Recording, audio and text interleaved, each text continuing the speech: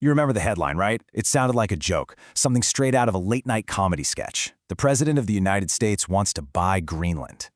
The entire world just kind of laughed it off as, another wild, off-the-cuff remark. But what if it wasn't about land at all? What if, according to one really fascinating analysis, this was all a secret plan, a gambit to completely tear down the global order as we know it? Let's dive into this wild theory. So that's the central mystery, isn't it? Why would a U.S. president get so serious about buying Greenland? Was it just a whim? A real estate mogul just being a real estate mogul? Or was there something much, much deeper going on?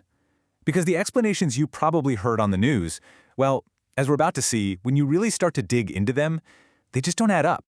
Okay, so let's start by knocking down the two most common theories out there.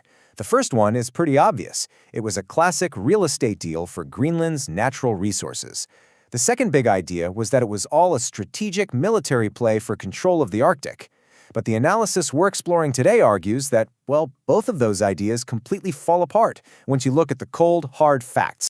Now, on the surface, this one kind of makes sense, right? I mean, we're talking about a massive, untapped island. It has to be loaded with valuable minerals. And you've got a president with a real estate background who loves a deal. So buying Greenland to mine it for all it's worth, it seems plausible. Until you look at the reality of the situation. And boom, here's the first huge hole in that theory. That number you're looking at, that's a zero. That's the value of Greenland's entire mineral industry because it doesn't have one. And there's a really simple reason why. Sure, the resources are there, but they're buried under an average of 1.3 kilometers of solid ice. I mean, think about that. If it was actually possible to get that stuff out of the ground profitably, don't you think someone would have done it by now? It's just not going to happen with today's tech. All right, fine. So it's not about the minerals. Then it has to be strategic, right? Everybody knows the polar ice is melting, and that's opening up these new, super-fast shipping routes. So grabbing Greenland, this giant, unsinkable aircraft carrier at the top of the world, that seems like a geopolitical masterstroke to control the future of trade. Well, let's actually look at the map for a second. And here is where that theory runs into a big problem. See, if you want to control shipping, you need to control a choke point, a narrow little strait you can actually block. The passage between Greenland and Russia is almost 2,000 kilometers wide. That's not a choke point, that's an ocean. The real choke point, the actual gateway to the Arctic, is the Bering Strait. And, well, it's only 80 kilometers wide, and the U.S. already has it locked down thanks to Alaska. So why on earth would you go through all this drama for Greenland when you already hold the most important key? So if it wasn't about minerals, and it wasn't really about shipping lanes, then what in the world was this all about? This is where the analysis we're looking at takes a really sharp turn, suggesting that Greenland was never the real target. It was just a distraction for the true target, America's own allies. And this, right here, is the core of the entire theory. The idea is that the whole Greenland offer was a deliberately provocative act. The goal wasn't to buy something from Denmark, a founding member of NATO. The goal was to insult Denmark, and by doing that, alienate all of Europe. The objective wasn't to expand America's empire, but to create the perfect political excuse for a massive American retreat from the world stage. Now hold on. Why on earth would a U.S. president want to break up NATO and pull troops out from around the world? I mean, it sounds totally backwards, right? But according to this analysis, it's all part of a grand strategy for a controlled retreat. See, for a declining power, the biggest danger isn't just retreating, it's that the retreat turns into a chaotic collapse. So how would you pull off a controlled retreat? Well, it all starts with the money. And the numbers are staggering. $250 billion every single year. That's what it really costs to keep all those U.S. troops and bases overseas.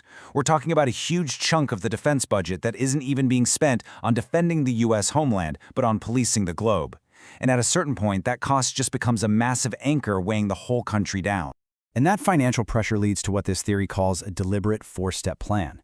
Step 1, you do something outrageous, like trying to buy Greenland, to tick off your allies. Step 2, they get angry and start demanding that U.S. troops leave, which is perfect because now you're not retreating in defeat, you're just giving the Europeans what they want. And steps 3 and 4 are the prize. You get to bring all that money and all those troops back home. Okay, but there's one giant obstacle to this whole plan: the Pentagon. How do you convince an institution that has spent more than 70 years building up a global empire to just willingly tear it all down? You can't force them. That would be a political disaster. So according to this analysis, you don't use a stick. You offer a very, very big carrot. And what a carrot it is. A proposed 50% increase to the defense budget. Now that sounds like you're gearing up for a massive war, but the theory argues it's the exact opposite. It's an incentive with a brilliant catch. All that new money? It can only be spent on troops and units that come back to the US. You're basically paying the military-industrial complex to bring itself home.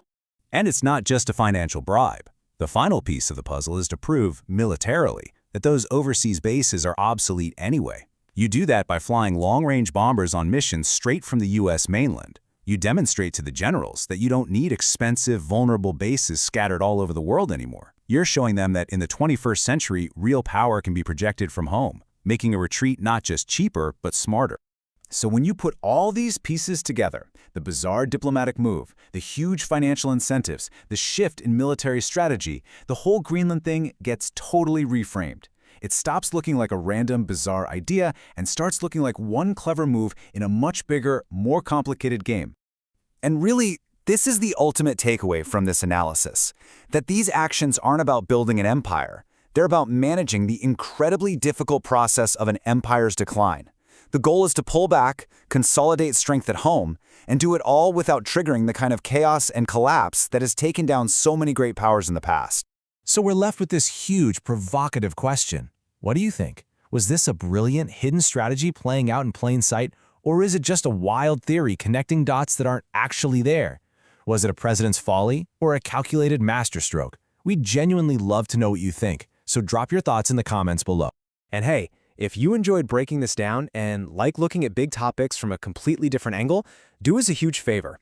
Like this explainer, subscribe for more deep dives, and make sure you hit that notification bell so you don't miss what's next. Thanks for watching.